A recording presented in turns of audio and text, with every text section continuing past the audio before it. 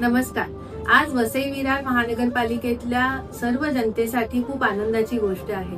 वर्षानुवर्ष प्रलंबित असलेल्या मल्टीस्पेशालिटी हॉस्पिटलचा मार्ग आज मोकळा झालेला आहे. सन्माननीय मुख्यमंत्री देवेंद्रजी फडणवीस यांनी आजच्या मंत्रिमंडळाच्या बैठकीमध्ये महसूलची जागा महानगरपालिकेकडे हॉस्पिटलसाठी वर्ग करण्याचा निर्णय दिलेला आहे.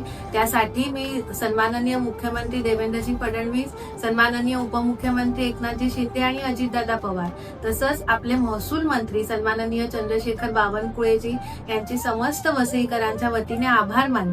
मी स्वतः आणि नालासोपाऱ्याचे आमदार राजन नाईक साहेब हे निवडून आल्यानंतर सतत शासनाकडे या गोष्टीसाठी आम्ही पाठपुरावा करत होतो. अनेकदा अधिवेशनामध्ये आम्ही हा विषय मांडला.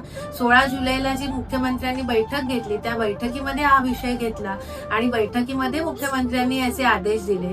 तर ह्या सर्व प्रयत्नांमुळे आज हा चांगला निर्णय झालेला आहे.